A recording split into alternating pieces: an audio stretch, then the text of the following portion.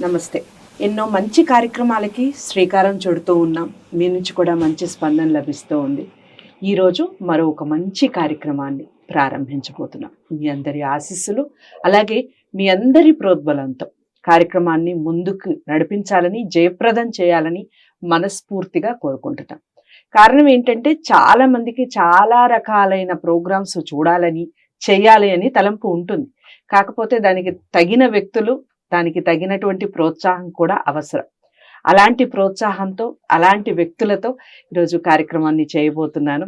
గౌరీశంకర్ గారు గతంలో మన ఛానల్లో ఎన్నో కార్యక్రమాలు, పండగలకి సంబంధించి, మన సంస్కృతి సంప్రదాయాలకు సంబంధించి కార్యక్రమాలు చేస్తున్నా వీడియోస్ ఉన్నాయి, మీరు అన్ని వాచ్ చేయొచ్చు. ఇక నుంచి ఒక సిరీస్ లాగా భేతాళ కథలు చెప్పబోతున్నారు. అసలు భేతాళ కథలు ఎక్కడ పుట్టాయి, ఎలా పుట్టాయి, దానివల్ల ఎందుకు ఇన్ని కథలు రావటం జరిగింది, దాని వెనకాల ఉన్నటువంటి అంతరార్థం ఏమిటి, ఆ కథలు మనకేమి నేర్పిస్తున్నాయి, ఈ విషయాలన్నీ కూడా వివరించే ప్రయత్నం చేస్తారు. పిల్లలకి వీడియోస్ని చక్కగా దగ్గర కూర్చోబెట్టుకొని ఈ వీడియోస్ని చక్కగా చూపించవచ్చు. దానివల్ల మనకే కాదు, వాళ్ళకి ఒక మంచి జ్ఞానం, అలాగే మంచి నడవడిక, రేపటి సమాజానికి చక్కటి పిల్లల్ని మనం అందించిన వాళ్ళం అవుతాం. మీరందరూ ప్రోత్సహిస్తారన్న సంకల్పంతో కార్యక్రమాన్ని మొదలు పెడదాం. వీడియోని లాస్ట్ వరకు వాచ్ చేయండి. ఎటువంటి డౌట్స్ ఉన్నా, లేదా భేతాల కథల్లో మేము ఏదైనా పొరపాట్లు కానివ్వండి, మీరు ఈ విషయాన్ని మర్చిపోయారు అన్న తలంపు మీకు ఏదైనా వచ్చినా కామెంట్ బాక్స్లో తెలియచేయచ్చు. దానికి సంబంధించి మళ్ళీ గౌరీశంకర్ గారితోనే వీడియో చేసే ప్రయత్నం చేస్తాను. నేను హామీ ఇస్తున్నాను ఆ విషయానికి సంబంధించి. నమస్కారం అండి. నమస్కారం అండి. భేతాల కథలు అనగానే భోజరాజు గుర్తొస్తారు. భోజరాజు కథలు మనం చాలా వరకు చాలా మందికి తెలిసిన విషయం అయి ఉండొచ్చు. కానీ అసలు ఎలా పుట్టాయి ఈ కథలు, ఎక్కడ ప్రారంభమైంది, ఎందుకు అలా ప్రారంభం కావడానికి గల కారణాలు ఏమిటి, వాటిని వివరిస్తూ కథల్లోకి వెళ్దాం. తప్పకుండా అండి. మనకు భారతదేశంలో సంస్కృత భాష చాలా ప్రాచీనమైంది. సంస్కృతంలో అనేక కథాత్మకమైన సాహిత్యం మనకు వెలువడింది. అటువంటి సాహిత్యంలో కథలు చెప్పేటువంటి సాహిత్యం బాగా విస్తృతంగా మనకు లభిస్తుంది. ఈ కథల వల్ల ఏమిటి అంటే, మీరు ఇందాక అన్నట్టుగా రానున్న తరంలో ఒక విధమైనటువంటి ధైర్యాన్ని, సాహసాన్ని, దయాగుణాన్ని, దానగుణాన్ని, ధర్మాన్ని, నీతి, నిజాయితీ, ఇలాంటి కొన్ని మంచి లక్షణాలు వాళ్ళకు అందించడానికి ఇటువంటి సాహిత్యం, ఇటువంటి కథలు మనకు వచ్చాయి. ఆ కథల పరంపరలో చూసినట్లయితే మనం ఇవాళ భేతాల కథలు అంటున్నాం, భోజరాజు కథలు అంటున్నాం, భట్టి విక్రమార్క కథలు అంటున్నాం, తర్వాత సాలభంజిక కథలు అంటున్నాం. ఇవన్నీ కూడా ఇంచుమించు ఒకటే. అయితే సంస్కృతంలో వచ్చినటువంటి ఈ సాలభంజిక కథలు 32 సాలభంజికలు అంటే బొమ్మలు, సింహాసనంపై ఉండే బొమ్మలు. ఆ బొమ్మలు చెప్పిన కథలు మనకు చాలా ప్రాచీన కాలం నుంచి ప్రచారంలో ఉన్నాయి. పంచతంత్ర కథలు ఎలా ఉన్నాయో అలాగే ఇది పిల్లలకి కానీ పెద్దలకు కానీ చాలా ఆసక్తిగా ఉంటాయి. అద్భుతమైన సంఘటనలు మనకు అందులో కనబడతాయి. చాలా ఫ్యాంటసీ అని అంటామే, అలా చాలా గగురు పొడిచేటువంటి సన్నివేశాలు, సందర్భాలు, ఇవన్నీ మనిషిలో ఒక ధైర్యాన్ని, ఒక సాహసాన్ని, జీవితంలో ముందుకు వెళ్ళడానికి తోడ్పడేటువంటి సాహిత్యం అన్నమాట.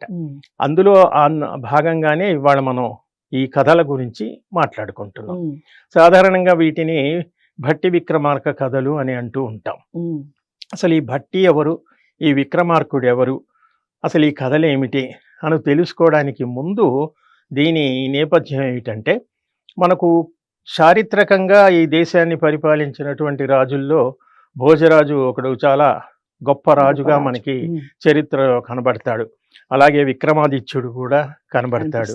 కాబట్టి చరిత్ర పురుషులను పాత్రలుగా తీసుకుని ఇలా కథలు రాయటం అనేది ఒక టెక్నిక్. కాబట్టి నిజంగా ఇవి జరిగినవా జరగలేదా అనే మీమాంస పక్కన పెడితే ఆ పాత్రలు మనకు కనబడతాయి. అరే భోజరాజు అంటున్నారు, మరి ఇది భోజరాజు కాలంలో నిజంగా జరిగిందా అనేటువంటి ప్రశ్నకి వెళ్లకుండా, అలాగే విక్రమాదిత్యుడు వెళ్లకుండా ఆ పాత్రల్ని కథ ఆధారంగా చేసుకొని ఇలా కథలు చెప్పారు. అటువంటి వాటిల్లో ఇవాళ మనం ప్రారంభంలో ఈ భోజరాజు కథతో ఇది ప్రారంభమవుతుంది. దాన్ని మనం తెలుసుకుందాం. ఇది సంస్కృతం నుంచి భారతీయ భాషల్లో అనేక భాషల్లో ఈ కథలు వచ్చాయి. మన తెలుగులో కూడా సింహాసన ద్వాత్రింశిక అని కొరవి గోపరాజు రాసినటువంటిది, జక్కన రాసిన విక్రమార్జుని, ఇలా చాలా కథలు మనకు కనపడుతూ ఉంటాయి. అయితే అవన్నీ కూడా కావ్య రూపంలో ఉన్నవి. వచన రూపంలో ఉన్నవి ఆధునిక కాలంలో చాలా మనకు అందుబాటులో ఉన్నాయి. కాబట్టి ఇవాళ మనం భోజరాజు గురించి తెలుసుకుందాం. భోజరాజు ధారాపురం అనేటువంటి ఒక గొప్ప సామ్రాజ్యానికి ఒక మహారాజు. భోజరాజు గొప్ప ధార్మికుడు, ధర్మాన్ని 4 పాదాలను నడుపుతూ రాజ్యాన్ని సుభిక్షంగా పరిపాలిస్తున్నటువంటి వాడు, దాతృత్వం కలిగిన వాడు, ప్రజలను కన్నబిడ్డలుగా కంటిరెప్పలుగా చూసుకునేటువంటి వాడు. అటువంటి ఒక గొప్ప రాజు కథ ఎందుకు అంటే అవి మనం వాళ్ళ నుంచి ఆ లక్షణాలు నేర్చుకోవాలి అని ఇలా చెప్తారు మనకి. కాబట్టి ఆ భోజరాజు దగ్గర నీతిమంతుడు అనేటువంటి ఒక మంత్రి ఉండేవాడు. వాళ్ళ పేర్లు కూడా చాలా అతికినట్టుగా పెడతారు. మంత్రి అనేవాడు చాలా సలహాలు ఇస్తూ ఉండాలి. రాజు రాజ్యాన్ని నిరాటంకంగా పరిపాలించాలి అంటే మంచి సరి అయిన సలహాలు ఇచ్చేటువంటి మంత్రి ఉండాలి. కాబట్టి మంత్రి మంత్రాంగం వల్ల యంత్రాంగం వల్ల రాజ్యం సుభిక్షంగా నడుస్తుంది. కాబట్టి రాజు మంత్రి అన్నవాళ్ళు రాజ్యానికి 2 కళ్ళ లాంటి వారు. అలా భోజరాజు దగ్గర నీతిమంతుడు అనేటువంటి ఒక మంత్రి ఉండేవాడు. ఇలా వాళ్ళు రాజ్యాన్ని పరిపాలిస్తున్నటువంటి కాలంలో ఒక కాలంలో ఆ చుట్టుపక్కల ఆ రాజ్యంలో ఉన్నటువంటి అడవుల్లో విపరీతమైనటువంటి వన్యమృగాలు, క్రూర మృగాలు బాగా పెరిగిపోయి అవి పట్టణం పైన వచ్చేసి నగరంలోకి వచ్చేసి మనుషుల్ని బాధించడం, పంట పొలాలు పాడు చేయడం, ఇలా చేస్తూ ఉండేవి. మరి అప్పుడప్పుడు కరువు కాటకాలు ఇలాంటివి మనకు కూడా అప్పుడప్పుడు చిరుత వచ్చింది, పులి వచ్చింది అని అక్కడక్కడ చూస్తుంటాం కదా, అవి అటవీ ప్రాంతాల నుంచి. అలా ప్రజలంతా కూడా భయాందోళనకు భీతి వాహులైనప్పుడు ఈ రాజు మంత్రి సైన్యాన్ని అంతా కూడగట్టుకుని వేటకు వెళతారు. రాజు పని ఏమిటి? ప్రజల్ని రక్షించాలి. ఏ ఆపద వచ్చినా కూడా ప్రజల్ని రక్షించాలి.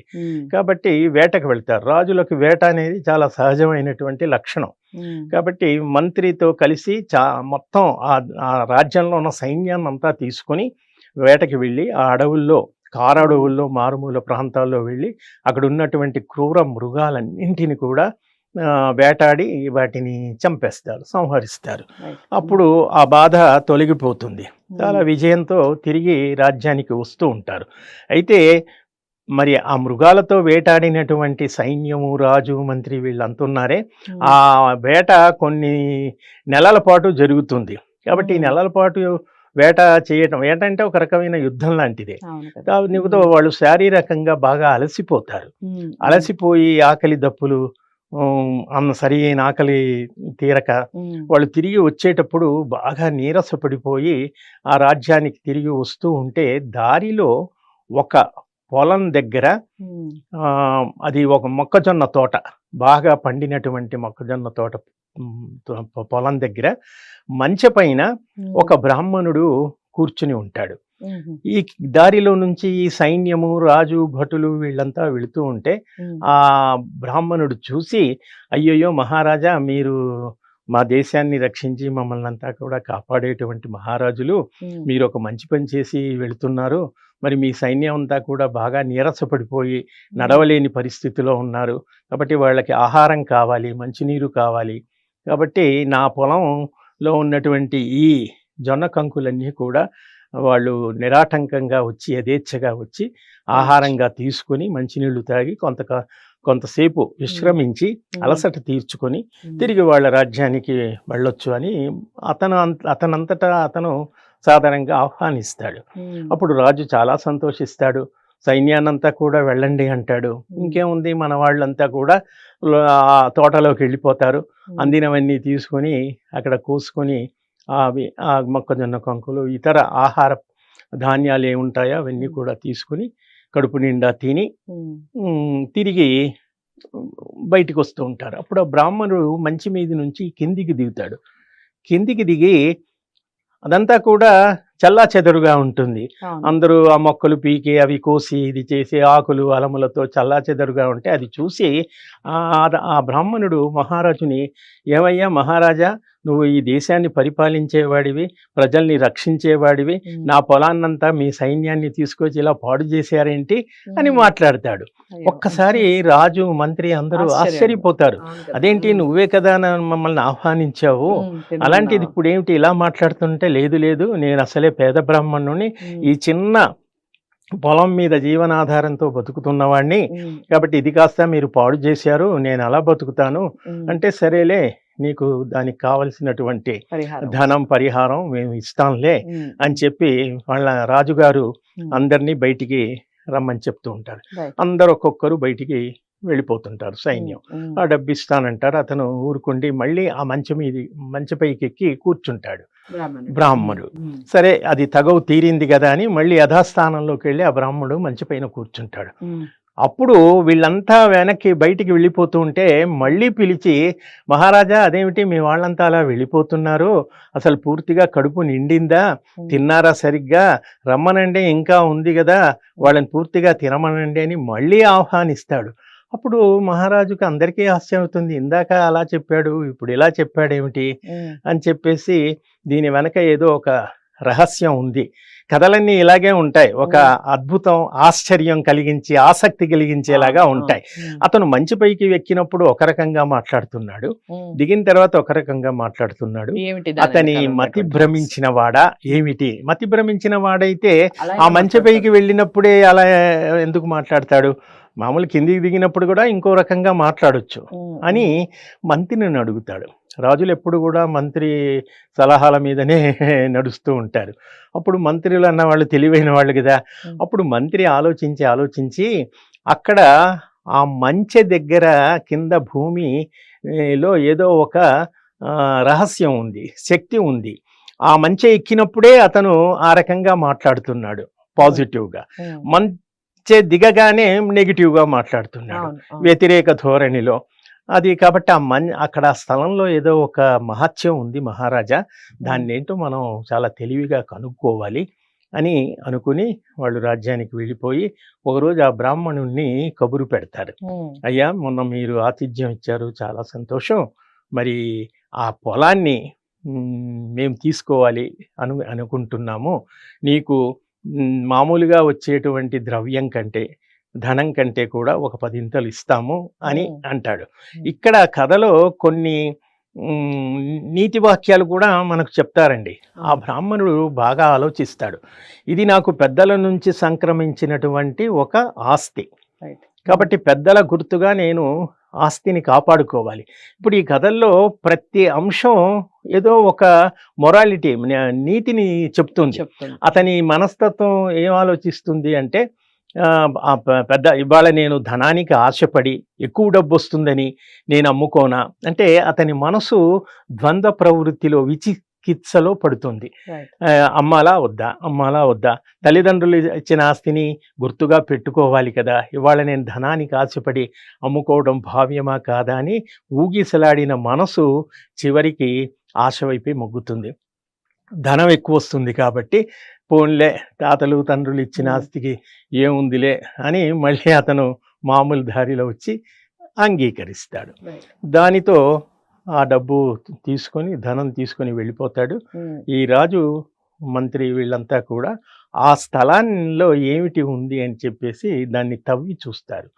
ఆ తవ్వినప్పుడు అందులో నుంచి ఒక పెద్ద సింహాసనం బంగారు కాంతులతో తళతళలాడుతూ కొన్ని వేల వాల్స్ బల్బు ఇచ్చేటువంటి ప్రకాశంతో, కాంతితో ఆ భూమిలో నుంచి ఆ సింహాసనం బయటపడుతుంది.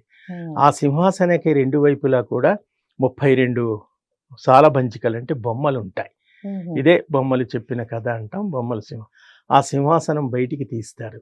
ఎక్కడిది ఈ సింహాసనం, ఎవరిచ్చారు, ఏమిటి, ఇది ఎక్కడి నుంచి మనకు లభించింది అని వాళ్ళు ఆరా తీసినప్పుడు అది విక్రమాదిత్యునికి ఇంద్రుడు ప్రసాదించినటువంటి ఒక గొప్ప సింహాసనం అని చెప్పి తెలుసుకుంటాడు.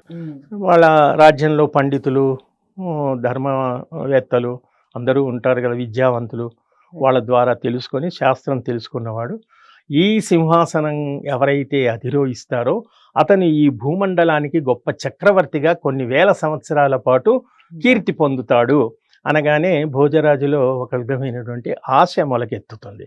ఈ సింహాసనాన్ని నేను అధిష్ఠించాలి, ఈ సింహాసనంపై అధిష్ఠించి నేను కూడా ఒక తిరుగులేని చక్రవర్తిగా ప్రపంచంలో ఎదగాలి, పేరు పొందాలి అనేటువంటి ఒక కీర్తి కాంక్షతో అతను రాజ్యంలో అన్ని ఏర్పాట్లు చేయించి అన్ని బ్రాహ్మణులతో ముహూర్తాలు అవి చూసి నగరమంతా కూడా అందంగా అలంకరించి ఒక శుభ ముహూర్తంలో ఆ సింహాసనాన్ని అధిరోహించి ఎక్కాలని ప్రయత్నిస్తాడు. దానికి కావలసినటువంటి ఏర్పాట్లన్నీ కూడా చాలా అద్భుతంగా వైభవంగా జరిగినట్టుగా ఆ కథల్లో వర్ణిస్తారు మనకి.